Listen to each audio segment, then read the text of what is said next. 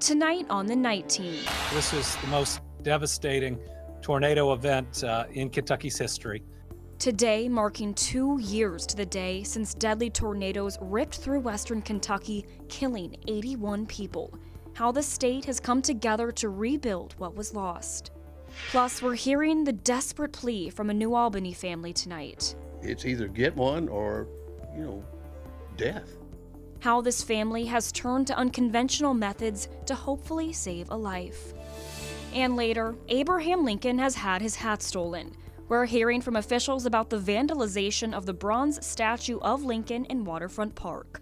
The WHAS11 Night Team starts right now.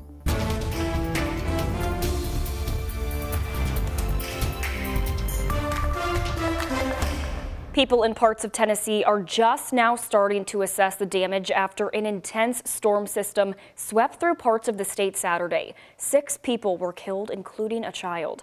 Thank you for joining us here on the Night Team. I'm Alex Dieterer. Drone video from Clarksville in Montgomery County clearly shows the damage. You can see roofs ripped off homes, others just torn apart. Trees were uprooted, power lines down, thousands waking up this morning without power. Other homes are still standing but are severely damaged. Officials are now working to address the needs of the communities impacted. It's devastating for this community. There's going to be a lot of work to do. Right now, we're just trying to be with all those people who have lost so much. Just trying to work with all those first responders and volunteers. And being here in a military community, volunteers is no shortage. Out in much of the impacted areas of Tennessee, over 30,000 customers are still in the dark as temperatures continue to drop below freezing tonight. Crews from the National Weather Service Louisville were also down in Logan County, Kentucky today, surveying damage from the storms that rolled through. They say preliminary reports are that an EF2 tornado with wind speeds of about 115 miles per hour was on the ground. Officials say the tornado was on the ground in Logan County for about 18 miles. Officials say it appears that the tornado is connected to the one that touched down in Clarksville, Tennessee. The National Weather Service said that same system spawned a second tornado in southern Bowling Green. Preliminary reports show that one as an EF1 with winds of up to 90 miles per hour. And 2 years ago today, a tornado outbreak ripped through western Kentucky, nearly wiping out towns like Mayfield and Dawson Springs. You can see right here a devastating and deadly night. Families scared, worried for the safety of their loved ones. More than 80 Kentuckians were killed by this storm. By the state of Kentucky was changed forever. This is the most devastating tornado event in Kentucky's history. Multiple tornadoes touched down in Kentucky the night of December 10th, 2021. According to the National Weather Service, the tornado that hit Mayfield traveled more than 160 miles just in Kentucky alone. That was a tough night for a lot of people. WHAS11 was on air that night for 10 hours straight, tracking the touchdowns. Meteorologist Alden German focused on his job that night, to keep people aware and to keep people safe. I visited a family who had been in the same home for 3 or 4 generations, and it got hit by a tornado. And a lot of those people, and any of them, regardless of where they were heartbroken. 2 years to the day later, communities and families are still rebuilding. Us helping each other has never faded. Kentucky Governor Andy Beshear says more than $800 million in federal and state funds have gone to relief efforts in the area, with a pledge of over $21 million to build or repair 300 homes. 154 are either completed or already under construction. We are already 50% towards that goal. Governor Beshear announced just this week that they've secured even more funding. We've now secured over $123 million in extra federal funding.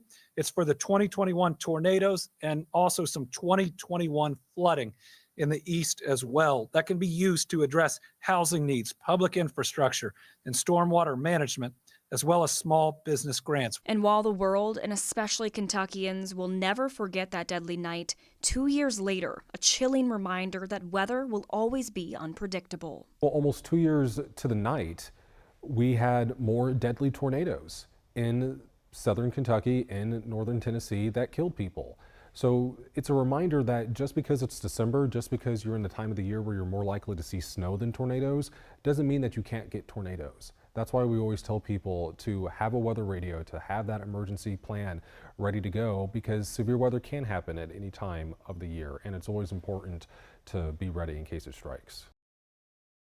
Tomorrow, we're returning to Mayfield for a closer look at recovery efforts. WHAS11's Shay McAllister and chief photojournalist Philip Merle spoke with Mayfield's mayor and community leaders, what the town is still in need of and what a timeline for recovery looks like 2 years later. That's all tomorrow.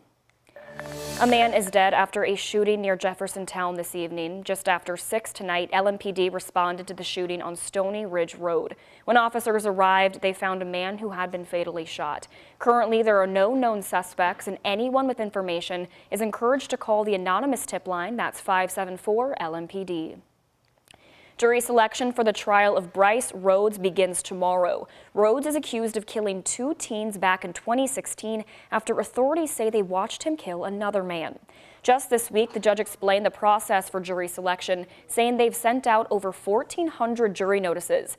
They're hoping to get the pool down to 60 by Tuesday morning. The judge made a clear statement to Rhodes. They will not tolerate any outbursts during the trial, something he has done in the past. The judge says they have procedures in place if he did decide to act out.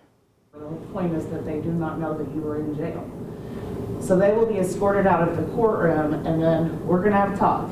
And I'm going to give you the option of either staying in the courtroom with like this cuff on your leg that deputies can use to shock you, but I'm not going to make you wear it. You don't have to. You will be given the choice of either staying in the courtroom with that device on or just being in the back, or going back. It'll be your choice. The judge also said jurors will not be excused due to any financial hardships. The judge is hoping for opening arguments to begin on Tuesday. Well, it seems Abraham Lincoln has lost his top hat. The iconic statue, which has sat at Waterfront Park for years, has been vandalized. The hat, which normally sits right next to the statue of Abraham Lincoln sitting on a rock, was seemingly pried off and stolen. The statue has been there since 2009. We spoke with the president of Waterfront Park, who says they are disappointed. It's a real shame and a disgrace that this occurred, particularly at this very significant sculpture. And we see very little theft and vandalism in Waterfront Park, and really very low crime overall. And this particular area of the park has always been an area that people have just revered and have not disturbed and have honored. She says the park will work closely with LMPD to find who's responsible. We also did reach out to the sculptor, Ed Hamilton, who said in part, quote, "We may have to rethink how we can make public art less able to be damaged and make it harder for the thieves in the night. I don't have all the answers, so I guess we're lucky to have it survive over 15 years since it was dedicated." He then goes on to say he hopes he still has the mold of the hat so he can recast another one to fix the statue. A sign in New Albany is catching drivers' attention tonight. A request from a family desperate for the community's help. WHAS 11 Night Team's Connor Steffen shares the story of Sherry Perkins, who says one phone call could save her life. On a busy New Albany street, about 100,000 cars a day, sits a sign Sherry Perkins says could save her life. I'm hoping this is going to be a happy ending. As a lifelong type 1 diabetic, the issue began for Perkins in 2021 after contracting salmonella. And with a combination of the salmonella poisoning and getting extremely dehydrated, my kidneys just couldn't handle that. Doctors removed her right kidney in 2022. My kidney transplant team say, you definitely need a transplant and you're going to need it soon. any way that I can get it done, I would do it. Family members like her dad Hazel If I was young enough to do it, she'd have one of mine. and husband Dan It's just something that I wish I could take away from her. are desperate to help but can't for health reasons. Honestly, your options are kind of limited, once you get to a certain point. So Sherry is turning her attention to strangers driving down this stretch of Charlestown Road, hoping the sign can touch their heart enough to pick up the phone. We've gotten probably half a dozen phone calls. They have another 8x6 sign placed out near Seymour, but still no official matches just yet. There's no substitute for a kidney.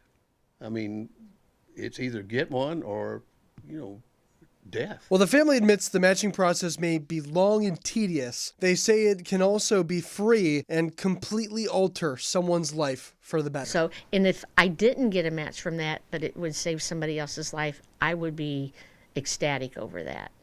I mean, I'm hoping that I'll get a match from it, but I mean, if it saves somebody else's life, I will be so happy over that. But that won't change her condition either. At this point, she says it's gotten so bad she can't work nor drive anymore. Some people say misery loves company. Misery does not love company. Misery likes a happy ending. So as long as cars keep driving by, Perkins will keep waiting for that happy ending. In New Albany, Connor Steffen, the WHAS 11 team, on your side. Some more information in case you'd like to help Sherry. The procedures would take place in Indianapolis at IU Health, and costs would be completely covered. If you are interested, you can call Sherry's husband at 812-256-1218. This is all also on our website, too, at WHAS11.com. Former Kentucky Governor and State Representative Julian Caroll died today. Caroll's family confirmed his death early this morning at Frankfort Regional Medical Center. According to a post from the family, Caroll dedicated almost 2/3 of his life to serving people in the Commonwealth. He served 5 terms in the Kentucky House of Representatives, including Speaker of the House. He was then elected Lieutenant Governor, eventually succeeding Wendell Ford. He won a full term as governor in 1975. Caroll would later serve as state senator from 2004 to 2020. He leaves behind 4 children, 7 grandchildren, and 3 great-grandchildren. Caroll was 92. A new report from the Wall Street Journal is now showing that Cigna has called off the massive merger with Louisville-based Humana. The 2 large health insurance companies could not come to an agreement on price and other financial terms. That's according to the report. The Wall Street Journal had reported that Cigna would have been acquiring Humana in a cash and stock transaction. However, the new report indicates shareholders reacted coolly, with Cigna stock dropping 10% since the news broke. We reached out to both Humana and Cigna for comment on the news. Humana told us tonight they did not have a comment.